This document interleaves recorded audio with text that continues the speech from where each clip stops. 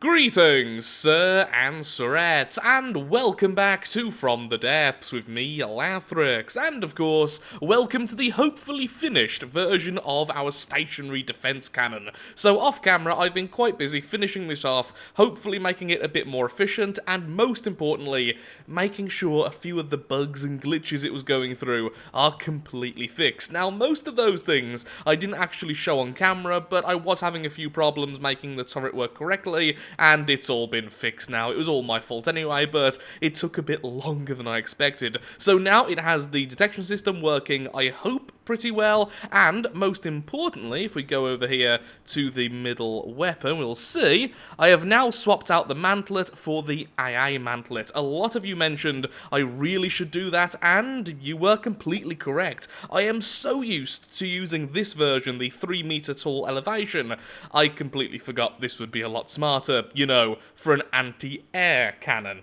So definitely the better choice there. With this, we can fire almost directly upwards. In fact, I think we almost can. We'll test out in just a second. Whereas with this version, we can fire down a bit more. And I'm so used to having larger craft or flyers and stuff like that I completely forgot that this doesn't actually fire as high as this. Yeah, bit of a dumb mistake on my part, but it is now fixed, so this is now much better at fighting enemy aircraft. I've also added some more armor, and I've reduced its volume to just under 2,000. It did go much higher when I was doing the detection systems, so I have had to sacrifice a little bit of internal armor, but hopefully it's still pretty well protected. Now, the other thing I've done is I've slightly changed the shell type. Now, we're still using Flak, however, I have slightly reduced the amount of gunpowder and increased the amount of Flak warheads, so the overall damage and overall explosive radius is higher, but the shell is slower. I think this is definitely worth it because the radius now is in excess of 90 meters, so it's going to hit anything nearby, which is very, very useful against very small enemies and very dodgy enemies, although it's not going to be quite as good against very fast enemies, in which the shell type is just not going to be fast enough to deal with them.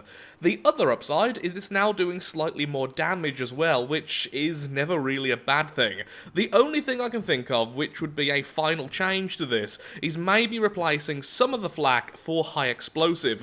This way there would be the flak radius, which would be smaller because some of the flak has been removed, and then a much smaller high explosive radius in the center, so direct hits would still be okay against regular metal armor. At least, that would be the idea, but for now, let's test out against our old friend, the Wrecker.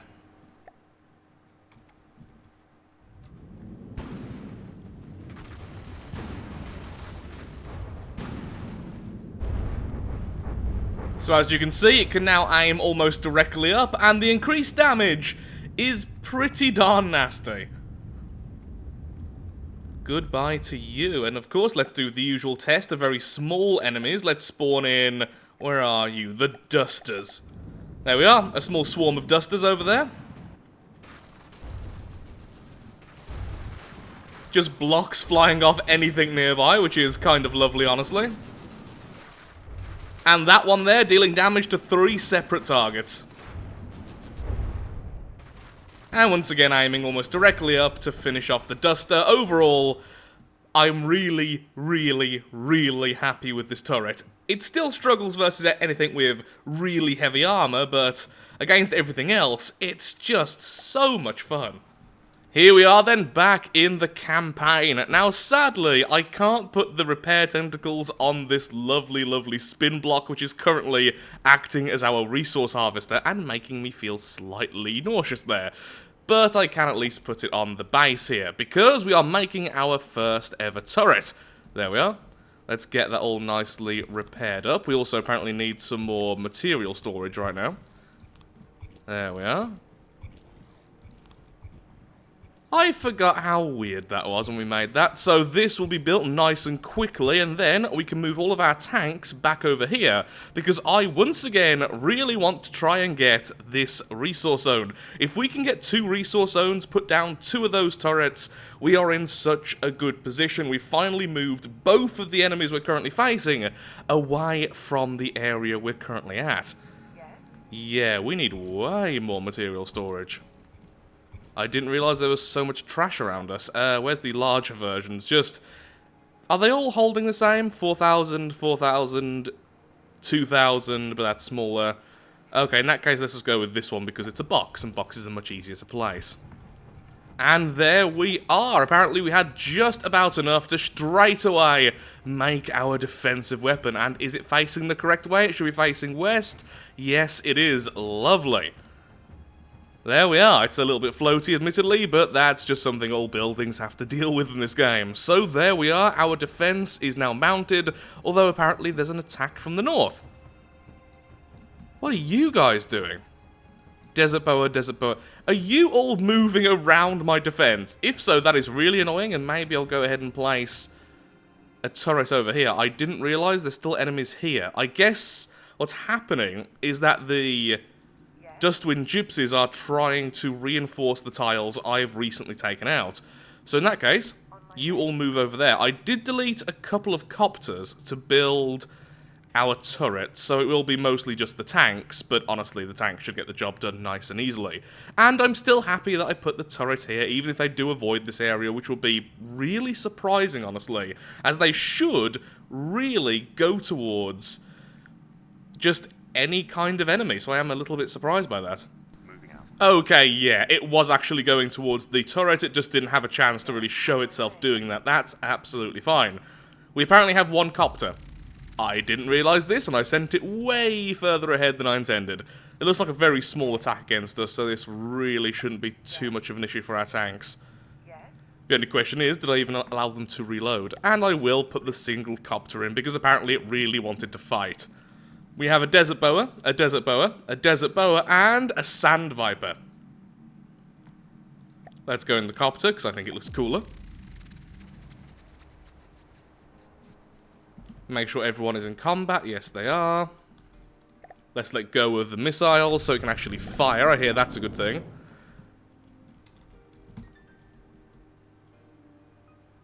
And let's have a look-see then. I do love the idea of the desert boa. It's got the little broken down car at the back. It's got the turrets. It's clearly just moving from place to place. It's got what I'm going to assume are meant to be like spare wheels, because clearly it's meant to be building stuff, and the front just looks awesome as well.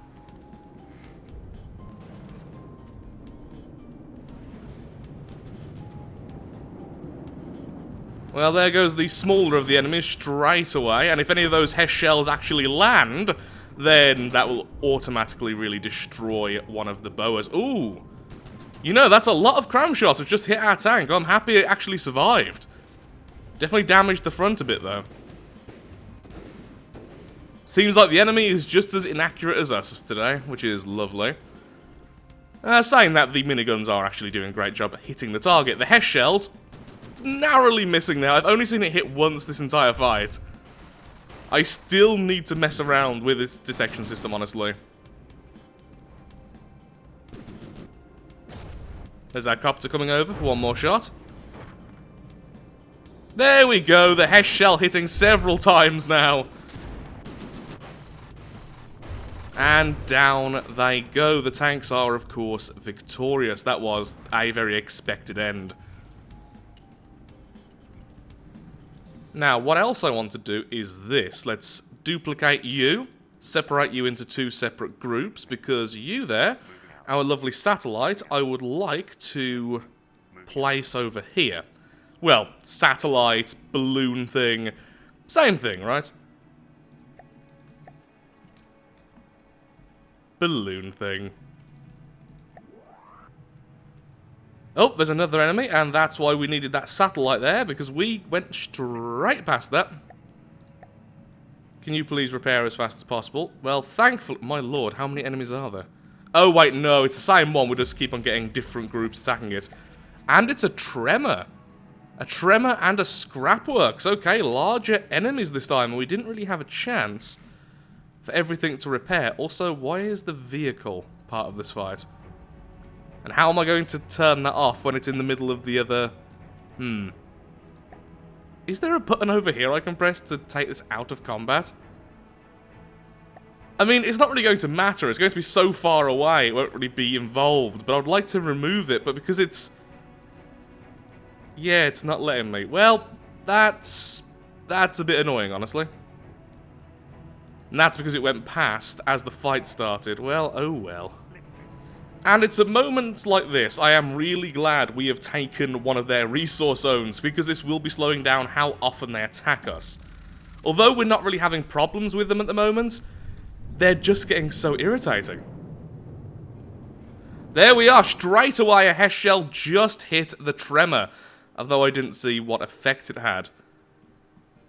Looks like it bounced a bit, but not much else. The miniguns are clearing up all of the copperheads, which is great. Oh, there we go! The Hesh shell causing it to bounce rather violently that time. Though I don't think it's currently reloaded. Yeah, that's gonna be annoying, isn't it? Miniguns still dealing with the copperheads and doing a pretty good job, honestly. Bit of friendly fire there. And you're out of ammo. Well, that's just great. Lovely. Once again, the Hesh shell causing it to bounce very violently. The front section pretty much being removed there. Oh, that... I am so glad that missed. Once again, friendly fire. The tremor just destroying the scrapworks there. Well, thank you. And this is why you let your tanks reload.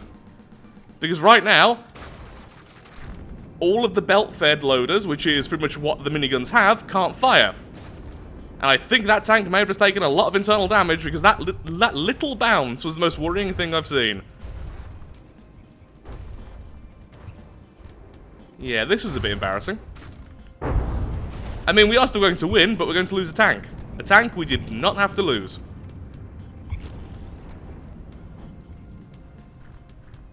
Is this the first tank that's died or the second? Bleh. There we are. And down goes you, I believe. Are you really not too damaged yet? If you're not, I'm going to capture you, because honestly, now I count you as being damaged enough. Whee! Oh, no, no, you were actually just too damaged, so I wouldn't have got you anyway. Hello. Oh, look at the poor little chopper. Did I accidentally just use the suicide weapon rather than the SMG? Then what killed me? There we are, the copter and the Hesh finally clearing that up. That was a messy fight. We didn't actually lose the tank, though. I am surprised by that. I really am. You've got an ammo processor, but there is no material storage. That's one of the miniguns. Yeah, the miniguns need to have some material storage. I updated their design and forgot to include that recently, so I will change that very, very soon. Now, back to this. You, heal up. There we are, and then maximum altitude, and we can actually see what's going on around us a bit. How about that? Is that all I can see? That's not right. What's going on there?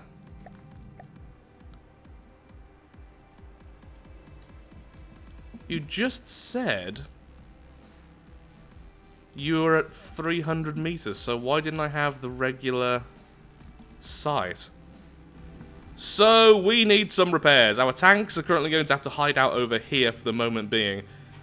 Or I could put them back here. Either way, I do need to make some more tanks, and that's exactly what I'm going to do. While I'm over here, I'll make a couple of the minigun tanks, and then one of the Hesh shell tanks. I will update the model while I'm over here, and then we can decide on our next move.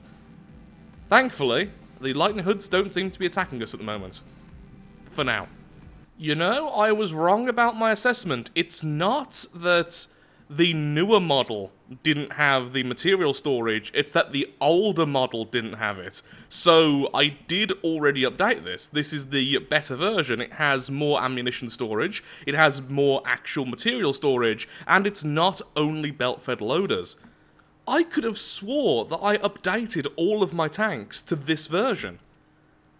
Clearly I didn't, or perhaps I didn't save, because I remember doing it after the last video, and now I've got this horrible feeling like I didn't actually save the game or something, because I remember doing that. So yeah, this is the version which they all should be, but apparently not. They still use belt-fed loaders to increase the speed of the fire rate. That was a weird way to say that. To increase the fire rate. There we go. But they also have some regular auto-loaders, so when that fails, when all the belt-fed loaders are completely expended, and in their reload phase, it can still fight. Much slower than during the attack phase, but it can still fight. Just a bit weird that this is the only updated one currently in the game. There we are, the tanks over here have now been updated, so we're not getting that exhaust warning every 5 seconds, and they do indeed have storage correctly, and the slightly increased ammo, and the regular autoloaders. Huzzah for that. The only tank that still needs to be repaired is the Hesh tank, and I think I have just about enough for that, and so this group over here is relatively unscathed. And it was a good way to showcase that the tanks were outdated, so I didn't send them against, you know, the Lightning Hoods, and realise then, which would have been far worse. And there we have it, the Hesh tank is now repaired as well, and by the looks of things, this is the updated version. So this is absolutely fine, it was just the minigun versions which were weirdly outdated.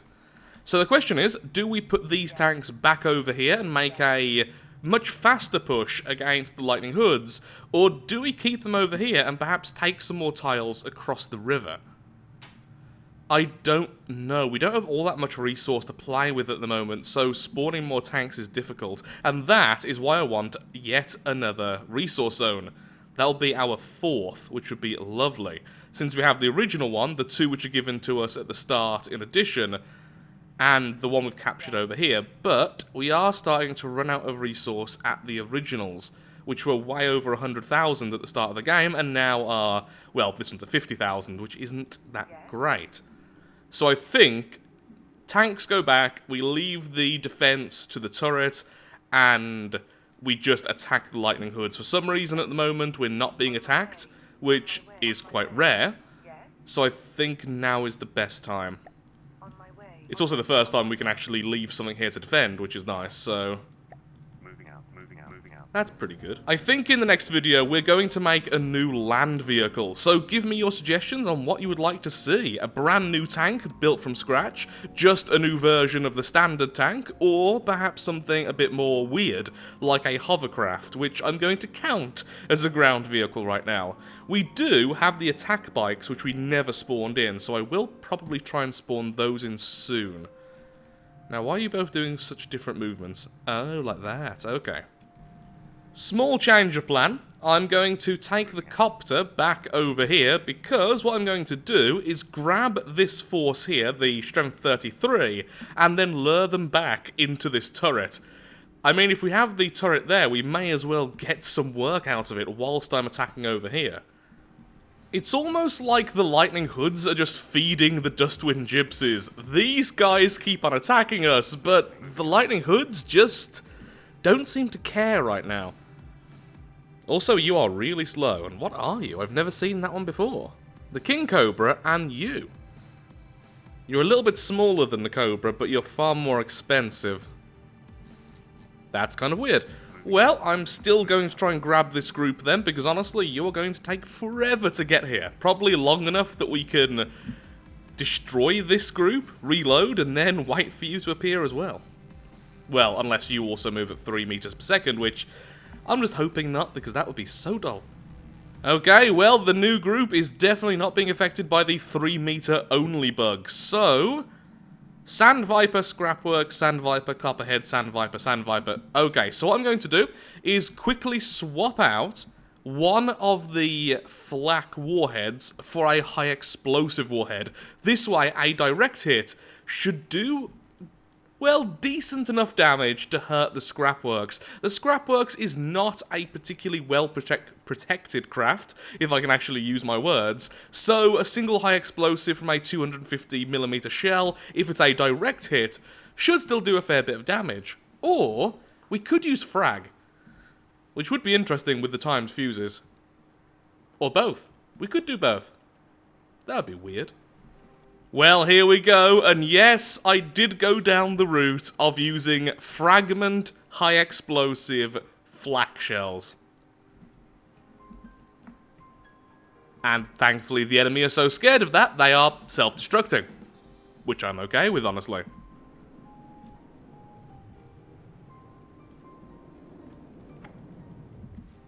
Okay, here comes the first set of shots. I think it's heading towards the scrapworks. Let's see how they do. You know, these shells have the potential to be absolutely amazing or utterly dreadful. I don't have a clue how this is going to actually work. Okay! So you can do damage against medium armor now, and you are still flak.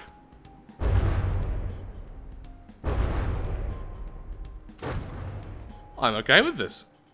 And that one missed, but still hit the back because of the flak element. Yeah, still taking a while, though, to kill a single scrapworks. That's not all that impressive, honestly. Though that was very cool, got to admit. Now swapping targets, going for the smaller enemies. A miss, but thanks to the flak, at least doing some damage there. I love these shells. Why did you fire so high up into the air then? That was weird.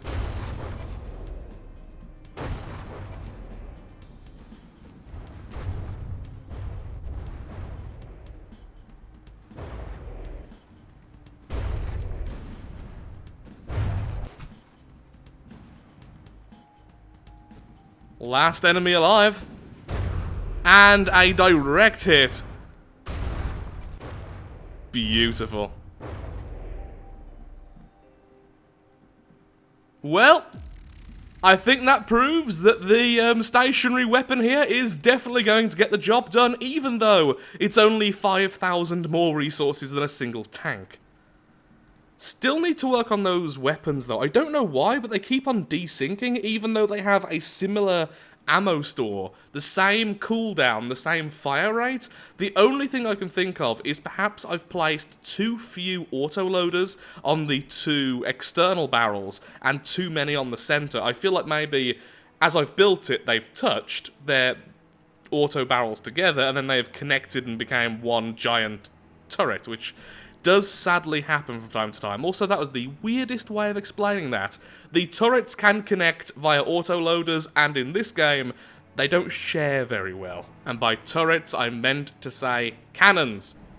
Okay, upon checking out the weapon, that's exactly what's happened. I've accidentally connected these two cannons together very slightly, so several of this one's autoloaders are being used by the middle weapon, and that's why after a while, even though they are on the same maximum fire rate, because you can manually set that, and the same cooldown and everything else, it seems like they desync, and that's because, although it looks like they have the same stats, they actually don't. So, that's my fault, that will be fixed. And it still proved to be pretty good, though, to be fair, so I'm still completely fine with how that fight went. The tanks have reached here now, yep. Yes, they have. So, shall I start moving out, or shall I just wait until this is resolved?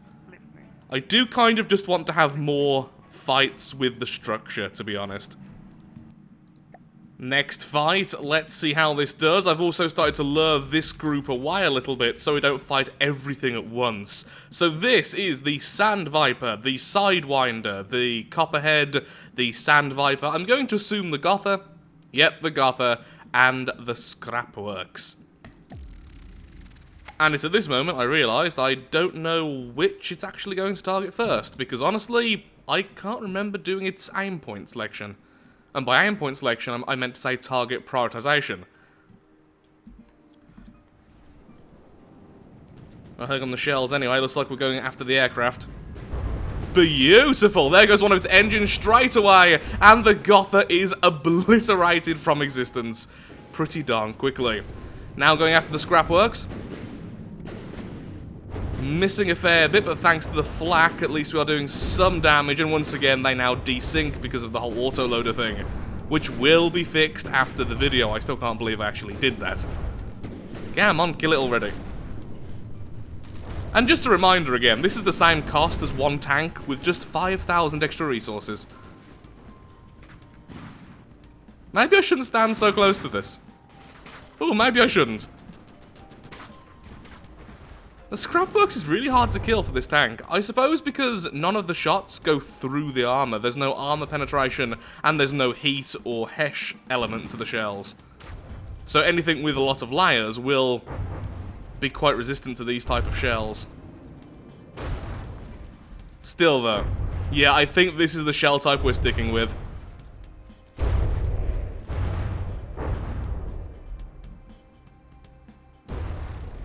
That was beautiful. Like, that really made me smile. The entire fight, I was smiling.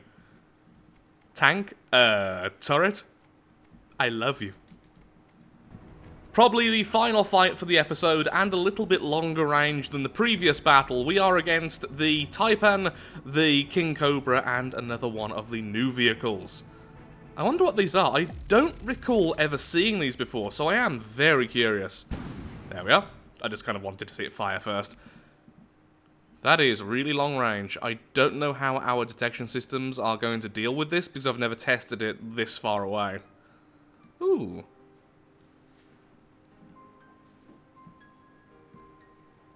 I really like how that looks. I like how they've done the track segments, making them look a bit more separate. Oh, I love how they've done that!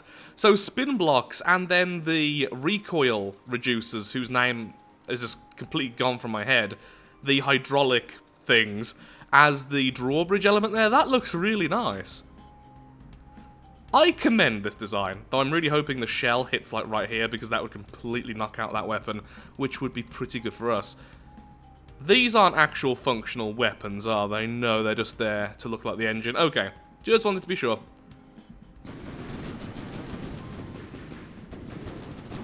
Waiting for our shells to get here. They take a very long time since they're not particularly quick. I wonder who you were going for. I'm thinking the King Cobra.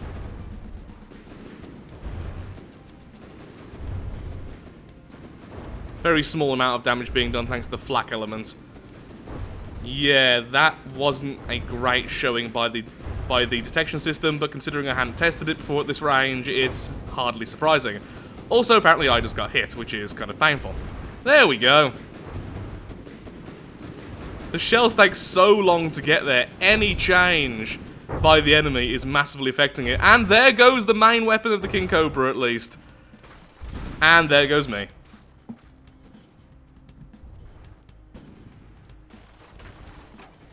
Am I inside? Okay, I am inside. I am inside.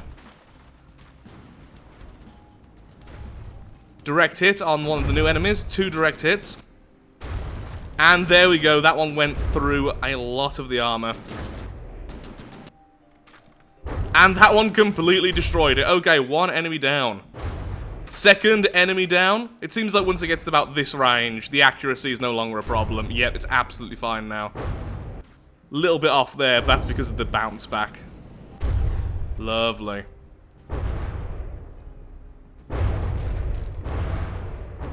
Still really happy with the weapon. I think the flak has suffered a little bit. It has gone down by about 20-meter radius, which is huge, but it's still like 70. But it does seem to be doing less damage with the huge area of effect, which is a bit of a shame, honestly, since that was the main element of this weapon. But it does seem to be very, very general purpose, and the main thing I can say is this thing just doesn't die. Although I did see a problem just then when I was inside. It looks like one of my ammo storages for some reason doesn't have a cap on it. I don't know why this has happened. I suppose it happened when I was messing around with the turret. Still, hard to kill. Survived all those fights with very, very minimal damage because of the stacked armor pretty much everywhere. And I am very happy. I still think HESH or heat shells would be near instant death for this. Okay, so now Copter, what I need you to do is this. This way we can capture both of these tiles, and they are then officially ours. So if the enemy tries to attack us, they have to reinforce first, which means we can decide when to fight. Why has the Lightning Hoods not sent any attacks? Not that I'm really complaining, but at the same time, I kind of am. I could also make a tank down here right now. We definitely have the resources if we just grab all of this scrap. We almost have enough for another tank as well. To be fair, not all that much time has passed. There's just been a lot of combat in a very short space of time. Something occurs to me, which I really want to test out as soon as this video is over. Would the shells be effective if we replace the fragment and the high explosive elements on the front of the shell for regular kinetic elements? This way, we have shells which will go inside of the enemy and then detonate. Now, that is not exactly something new. It's not revolutionary. But we are using Flak, and that's the only reason why it might not be that effective, because the Flak is not as powerful as Frag or high explosive or anything else which are normally used with this type of weapon. Also, we're using a timed fuse, not a penetration fuse. The penetration fuse will only go off after going through so many layers of armor. This one will just go off after so many seconds, which normally would be hopefully through a few layers of metal, but we never really know. Also, the shells aren't going that fast, so the kinetic value might be a bit lower, but it is certainly something I really want to test out. So with that, I'm afraid I'm all out of time for today's video. If you have enjoyed, then of course, likes, favourites, shares, comments, all that good stuff helps out me, helps out the channel, and most importantly, shows that From the Depths is a series you wish to see continued in the future. I think the static weapon has definitely proved its worth, especially considering it's not that much more expensive than a regular tank. However, we have seen a few flaws with it, which I will be trying to fix before the next video, because honestly, I kind of want to put one of those turrets down over here as soon as we take this resource zone. So that's the goal for the next video, to attack this area, to take over the next resource zone, to connect it all up, and have two areas where we're defending, rather than always having to defend our main section here. So, with that, thank you for watching, I hope you've enjoyed, and goodbye.